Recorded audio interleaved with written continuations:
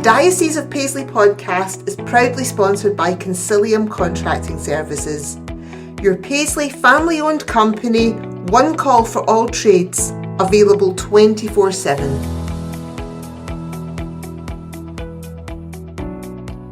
Welcome to the Diocese of Paisley podcast with me, Vanda. In this episode, we chat to Father David Boyd, the parish priest from St Bernadette's and St John Bosco in Erskine. Hi Father David, welcome to the podcast. Hi Linda, it's a pleasure to be here, thank you. So let's jump straight in. So how long have you been a priest and how long have you been a priest out here for? Okay, I've been a priest for 40 years. I celebrated my 40th anniversary last July. So 40 and a half years I've been a priest. I've been here in Erskine, I'm trying to think now, I think it's just about 10 years or maybe 11 years here in Erskine, and I thoroughly enjoy it here. I really love it here. So. Oh, congratulations on your 40th anniversary. Thank you very much. Did you have a celebration? How did you celebrate? There was. I kind of don't go in for big things like that, but my parishioners very kindly secretly organised something, so it was a surprise celebration. So basically just had the Sunday Mass. My anniversary actually fell on the Sunday, so it was just a Sunday Mass. And then at the end of Mass, they basically took over. So they got me some nice gifts, a nice presentation. Perhaps the nicest thing, they got me lots of presents and things. I've got a lovely box with my name written on it for my 40th anniversary. And it's a nice bottle of wine, which I'll keep till my 50th anniversary. But perhaps one of the nicest things was that they had worked with the parishioners here in the schools in both parishes, and they drew up a kind of list of people committing to pray for me, to fast for me, so many hours of prayer, so many hours of fasting, and the boys and girls were doing that too. So that really meant a lot to me, because that's people actually doing something for you. So it was really nice. What a lovely gesture. What's it like being a priest out in Erskine? Is it a lovely, warm, welcoming community? It is. It is a welcoming community. I think for the parishioners and for me, when I came here at first, it was kind of a bit under a cloud in the sense that Father Jim Byers was here in St Bernadette's and he died suddenly. And then Father Vincent Burns was the parish priest over in St John Bosco, and he took unwell and had to come out of ministry for a while. So I came from Renfrew, where I was a parish priest in St Columba's, and I had been used to being a parish priest in one parish. You knew where you stood. Suddenly I was thrown into two parishes, and to be fair, the parishioners had never experienced like half a priest in each parish. So in the kind of first year or so was a bit difficult because their expectation was they would just get the same as they always got. My expectation was I'll try and give them the same as what they always got. But after about a year or so, I realised that wasn't working for any of us. It really was kind of breaking down. So we had to have a bit of a rethink, and at that time, a kind of thing came along called Divine Renovation, which is really about parish renewal. It's about kind of how we become a missionary church. So there was a lot of things when I read the book Divine Renovation. As I was reading it, the first couple of chapters were about Father James Mallon in Canada, his experience of working in parish, and it just resonated with me. Some of the heartache that I was having, he had. But what was really exciting was he had kind of some solutions as to how to work our way through this. So we've basically been on a journey of trying to renew the parishes, and it's kind of worked really well. It's really quite exciting actually, that people have engaged, that become, we talk about becoming disciples, really followers of Jesus. So people have become more aware that that's what they're called to, that there's more to be church than just coming to Mass on a Sunday, and they've become more aware of it. And now we have parishioners who serve in all sorts of fronts, not only in the parish, but express their faith out with the parish. doing kind of lots of marvellous work. Like a lot of our parishioners work in the local pantry. Really, COVID was the time when we discovered those kind of needs, and we've just kept them going. So it's been an exciting time here in Erskine. Oh, fantastic. But you're running 2 parishes, so what's a day like for you? Okay. Yes, at the beginning I was running 2 parishes, and that's what I was doing. But part of the process of divine renovation, which was really helpful for me, was they talked about working out of a team. So I now have a leadership team. So I'm not on my own. I don't run 2 parishes. They run their parishes. And I do what the priest has to do, that only the priest can do. So that's my role. I'm obviously the leader of that team, so I give it direction, but I get a lot of support and help in terms of running the parish.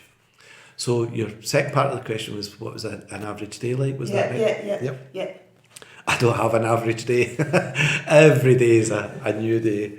And it varies. I mean, there's some structures that are day to day. So I get up at 6 in the morning and I spend the first hour of my day in prayer, because I realised fairly quickly, a good number of years ago, that if I actually don't take that time in the morning, then my prayer life will slip, because your day gets busy and it gets squeezed out, and before you know it, you're going to bed and you think, oh, I haven't done anything. So I spend the first hour in prayer. Then can I get up, check emails, all that kind of stuff. There's nothing urgent needing dealt with just now. Then we have Mass in the weekday morning. It's 9:30 each morning. So 2 mornings a week are in St Bernadette's, 2 mornings a week are in St John Bosco, and I have my day off on a Monday. So after that, it varies. It varies as to needs. So you may have funerals, so you have to deal with families and be there for them as we organise the funeral, do some kind of follow-up, try to work with the schools and see what they need and be part of kind of their life, which is fun too.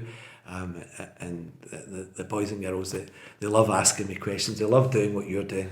They love asking questions. Theirs is a wee bit more basic, like what do you have for your dinner and stuff like that. But, so then what I try to do is maybe spend some time in the afternoon. I'll try to go for a walk, to take some time off. So I try and maybe get an hour in, just go for a walk. Not always successful, and here in Scotland sometimes the weather doesn't help to do that. But I do try. Then I'll catch up with correspondence bills, all those kind of stuff. The evening, that's usually the time when we have meetings, when we have events, if we're doing talks or anything particular for, say, the seasons of the church's year. That's when we would do it, because obviously for parishioners that's the time that they can be available. So evenings tend to be meetings. It's a busy lifestyle. It is, and the danger, and I fell into the trap, the danger is you can become overwhelmed by it. And I was reading recently an article that was reminding us that our Lord took rest. When things got tough, he would go away to pray. And that sometimes he didn't respond to people's requests, that sometimes things were just left. He cured lots of people and he brought healing, but he didn't cure everybody.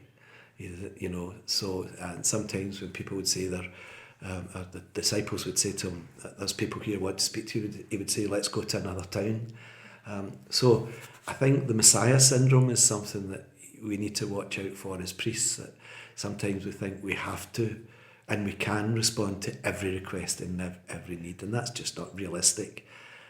Particularly nowadays when you are, I'm a half a priest in the parish, so you just can't respond in the way, even in the past, that when you had 2 or 3 priests in a parish, that you could split up responsibility, it all falls here.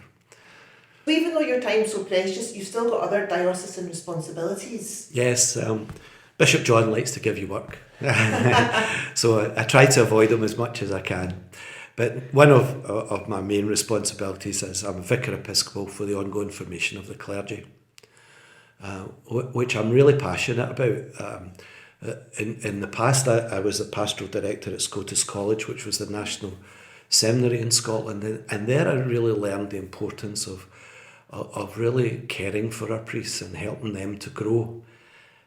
So it's something that I'm passionate about. So in fact, we're going away this weekend for an overnight. Or this week. So what we do is we just spend time together. So sometimes we have an input. People will come and talk to us about a particular subject or an area of ministry. We spend time discussing it. Time to relax with each other, so we tend to go to a hotel in Clydebank, so there's nice walks along the canal there, there's plenty of hill walks that we can go, so we do different things, just time to be together, relaxed, and we share a meal together and we stay overnight. So what I've discovered is the input can be really helpful, the priests enjoy that, but they really enjoy just being together. That's the most valuable thing. And I think that's really important nowadays because, when I was first ordained, there was 3 priests in the house. Most of us are on our own. And the real danger for us, I think, is that we become isolated from one another. And we need our brother priests. I need my brother priests to talk to, so they understand what I'm going through and I understand what they're going through in a way that perhaps if you're not in the priesthood you don't quite get a grasp of. So it's a great chance for sharing, and one of the wonderful things that I've noticed as well is that it's across the generations. So we have the guys who've been ordained for a long time and the older guys and the kind of the newbies, and they all mix together and they love sharing stories together. And that, I think, is really powerful. So I really think that's quite important work. I'm quite passionate about it. And I just feel we need to give a forum for priests just to be together, so that they're not isolated and alone. And one of the things that I've experienced it as well when there's a date in the diary that we're going away, and I'll look at all the other things that I have to do and I think, I wish I wasn't going away. But because of my role, I have to be there. But I can see how other priests might say, I've got 101 things, I'm not going to be there. And what I always encourage the priests to think about, you might not need to go, but somebody else might need you to be there. Because a lot of what we do like one-to-one guys sitting with each other and just talking. So we have a few stories of people who really needed somebody to listen to and got it there. So that, I think that's my main responsibility out with the parish. Do you find that the younger priests coming up through the ranks now have different issues or concerns or worries that you might have had when you were, at the start of your career? Oh, very much so, very much so. And I think for them, my concern for our young priests is that they are isolated very, very quickly after ordination. I was ordained 15 years before I got a parish. And the parishes that I was in always had other priests there, so you had their experience. They were looking out for you as well. It wasn't always perfect, but we had to work together. For the younger priests today, they're maybe a couple of years ordained, and then they're given the responsibility of a parish. So for a lot of them, they'll be doing 40, maybe 50 years as a parish priest. Whereas, I only have done 26 years as a parish priest. So that's a big concern. My concern for the younger priests, and I think they acknowledge that concern, is that as older guys are getting older, and more of us were going to retire in the next, say, 10 years or so. There's going to be quite a lot. And we're not being replaced, by seminarians coming out. So the responsibilities for our younger priests are going to become even greater. And one of my observations is that the church that I was ordained into when I was first ordained is completely different from the church today. It's almost unrecognisable in terms of our responsibilities and our role and the things that we have to do. So for them, I think that we're going to have to develop a way to support them and sustain them in their priesthood in a way that we didn't have to in the past. The support was there because of sheer numbers of priests. So I think I wouldn't like to be in their shoes, put it that way. Well, going back to when you first started, I mean, where did you grow up? Tell me all about your start of your vocation. Okay, well, I'm from Port Glasgow originally. I was baptised in Holy Family Church and kind of sadly went to the Mass there where they closed it. But it was a lovely celebration of honouring all the people that, worshipped there and get sacraments there and grew up there. So I was there.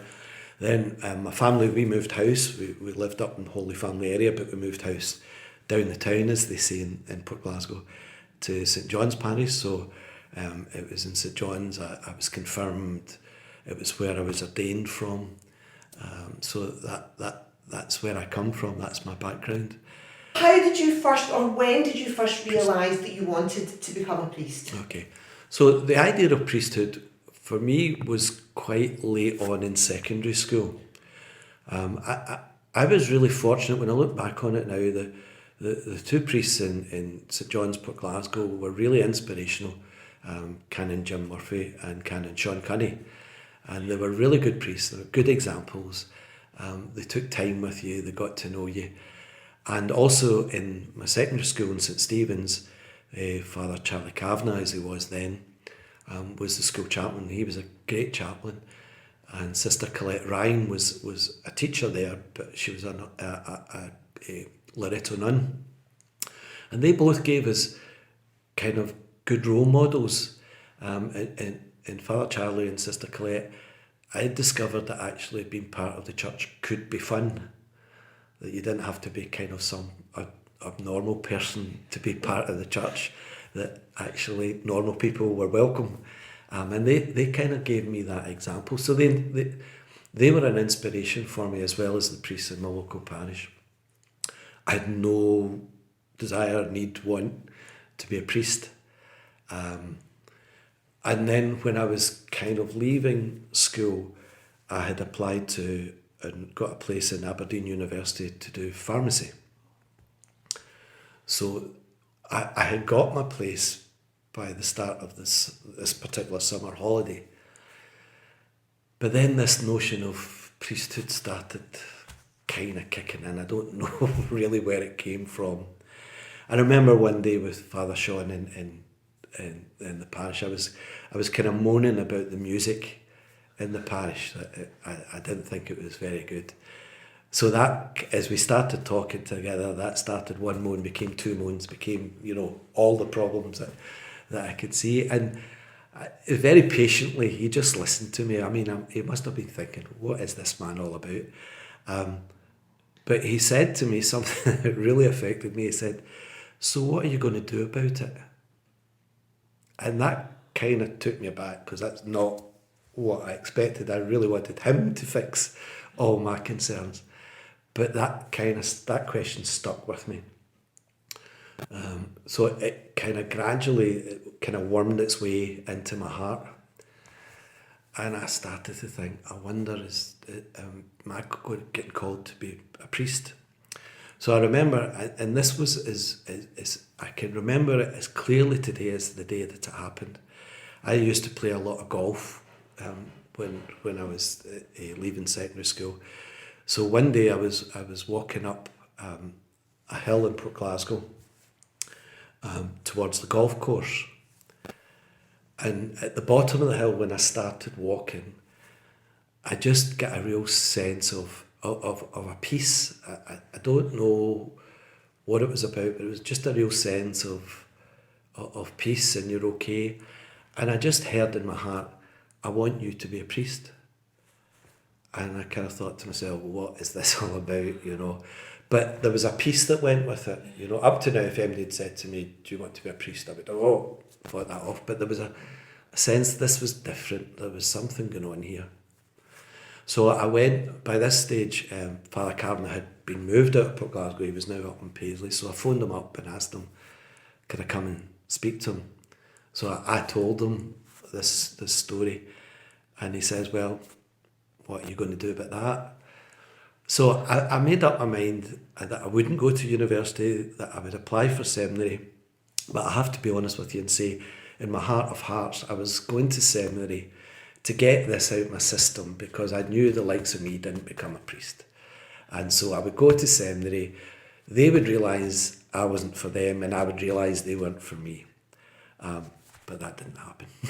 Oh my goodness, and here we are 40 years later. Here we are 40 years later. What did your family think when you told them? They were very supportive. My mum and dad were really supportive.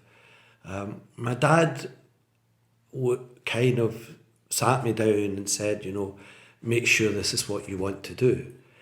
And it's okay if you decide later that this is not what you want to do. That's okay with us. But they were really supportive about it. The kind of one person that was a bit more cautious was my granda, who, you know, I love dearly. And in fact, as I was growing up as a teenager, I would often go up to my granny and granda's and stay the weekend, because I got away from my two sisters and my brother. So I had the house to myself and I had all the attention. And my granda, you know, he would take me, we would go walks, and he would take me to mass, and then we'd go and visit his sister. So he was very, very close to me. And when I told him, he was kind of saying, make sure this is really what you want to do. He never put me off, but he was much more cautious in terms of his response, but still supportive. I mean, he didn't sort of say, don't do this, you're making a mistake. It was like, just make sure. And I suppose for me, the making sure bit was the seminary. That's what that was all about. That was the place to make sure that this was for you or not. But as you said earlier, it worked out 40 years later. I'm still here. And was there anything that you learned in your training that you think, oh, this is surprising, I would never have thought of this, or I'd never have thought of that? Seminary brought me alive. In primary school, I was I was lazy, so I kind of just get through primary school. Secondary school, at the start of secondary school, I was the same. But then when we had to think about exams and qualifications, I kind of, things didn't come naturally to me. I had to work at it. So I kind of really worked. So I didn't particularly enjoy secondary school because it was a graft, and that was difficult. Seminary, when I went into philosophy and theology, this just came alive for me. I just flourished. This was for me, you know. So almost everything changed, you know, all my kind of suppositions about the church, about Jesus, about God, everything get questioned. So, but for me, it was like a sponge. I was just soaking it all up. I loved the discussions. I loved the debates. I loved kind of just exploring, you know, my faith and really discovering it, I would say, for the first time in a real way. So seminary was really, it was good for me, you know, it really was. I found my place, I found my home. What has been the most rewarding, most challenging parts? I think the most challenging parts, get that out of the way first, is the kind of dealing with day-to-day problems, time management, the most challenging part. As a parish priest, some of the administration stuff, don't like administration, but it has to be done. So that's challenging. I think one of the things that I've become more aware of as I'm getting older and we move into these times is that, for example, in funerals, more and more you're dealing with people who have no contact with the church than in the past. And sometimes we don't even have a language now that we can share. They don't have a faith language. So it's kind of difficult to help them through this in a faith-filled way. That can be a challenge. To stay connected with them, to help them to realise that we're really here to help them, to be compassionate in their circumstances, but it can be difficult. And I think there's a lot of fear very often with those people, that because they're not used to church and they're not used to priests, so there's a real fear, when they come to us, they kind of don't know what to expect. So that can be a real challenging. The most rewarding, one of the things about being a priest is that you get rewards. You just didn't anticipate them. They just come out of the blue, they come at you. So, great rewards when one of the rewards doing divine renovation in our parishes just now is you're getting people coming back to faith or coming to faith for the first time.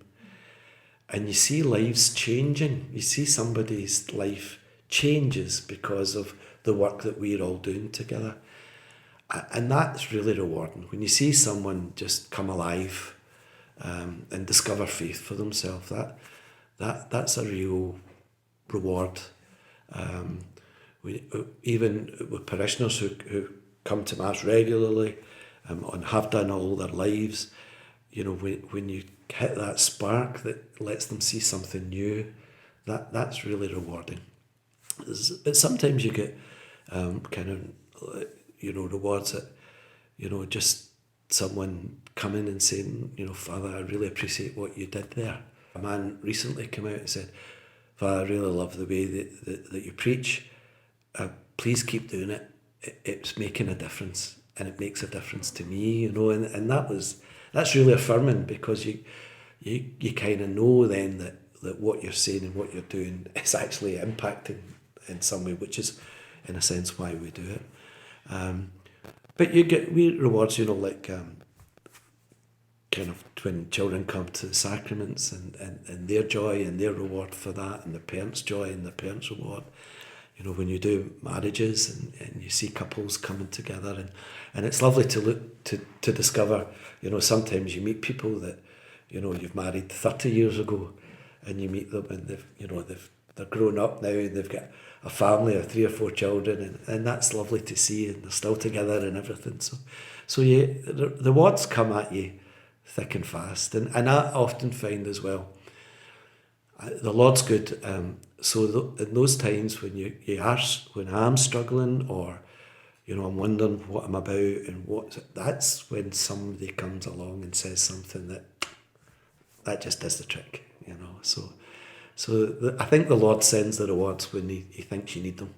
Do you have a favourite time in the church calendar? Yeah, definitely Easter.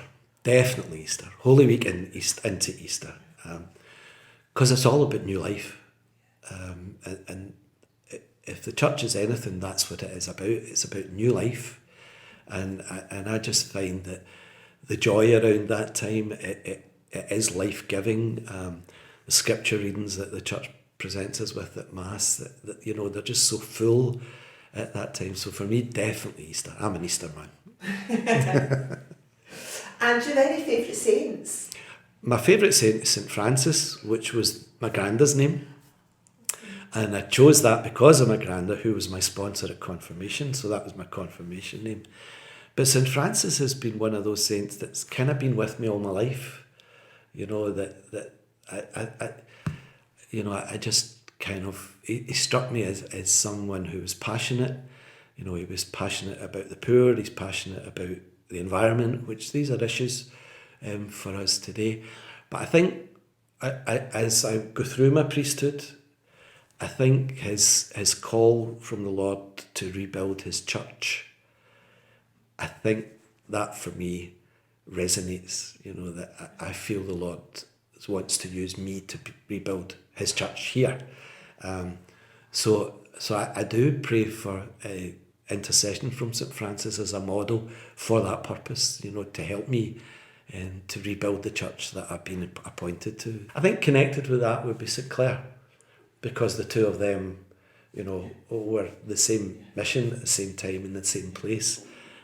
So those would be my two favourite saints, I think. So tell me, Father, do you have any hidden talents, any hobbies? Hidden talents. They're hidden. No. Well, hobbies, I love reading. I love to read. I'm kind of always got a book on the go. And I've always been like that. I've been that from the earliest that I can remember. So that would certainly be a hobby. One of the things I used to love doing was cycling. I used to go cycling a lot, and I really enjoyed that. I got an injury, which meant I was off the road for a while. I couldn't cycle. I was off for about 6 months. And then when I felt stronger, because it took me so long, because I was a bit afraid that if I go back on my bike, I'm going to set this injury off again. But when I felt I'd recovered, I went out on my bike again. But something had happened in those 6 months to drivers. I just kind of lost confidence on the road. I felt as if I was getting cut up more and that. So I thought, what, you're getting at an age now where if you have a fall, it's going to be serious. So I gave that up. So now I walk. My hidden talent, I love cooking. Oh, really? I love cooking. One of the decisions that I made, my first parish as a parish priest on my own was in St John's, Glasgow. And I decided at that time, I had a housekeeper there who would clean and stuff, but she couldn't cook. But I decided that I was going to cook for myself. And there was a couple of reasons that. First of all, to make time every day to make myself stop, And then I could eat what I wanted, when I wanted, it was, because up to then, as a curate in parishes, you get the dinner put down in front of you, didn't have much choice about it. And then when I was in teaching in seminary in Scotus, it was the same thing. It was more or less canteen meals. So I decided that cooking was going to be for me. So I've stuck to that. When I get really busy, I sometimes go for fast food and prepared food, but I try not to. So I try to cook. But I absolutely love cooking for guests. I love to invite my friends and my family up and cook for them, and I always try to I'm always thinking, what can I do different that I've not given them before? And so I really enjoy cooking. What's your favourite meals to cook? I suppose there's two. In fact, I had friends up at the weekend there, and they're going to Italy.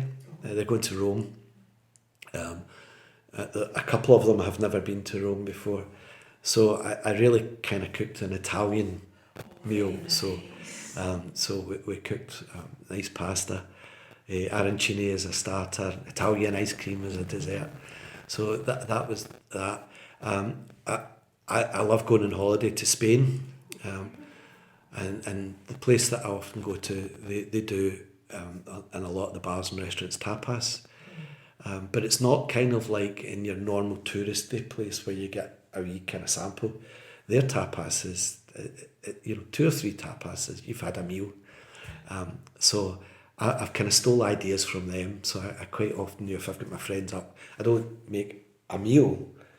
I have a whole lot of tapas and we all just tuck in and help ourselves, So the Spanish and the Italian would probably be my favourite go-to places. Well, Father David, it's been lovely to chat to you here today. Congratulations again on your 40 years in the priesthood, and here's to your next 40. Next 40, I don't think I can do. But thank you anyway. I hope you've enjoyed this episode of the Diocese of Paisley podcast. Please join us next time when I'll be chatting to Monsignor John Tormey from St John the Evangelist in Barrhead. And please remember to subscribe and leave us a review. Until next time.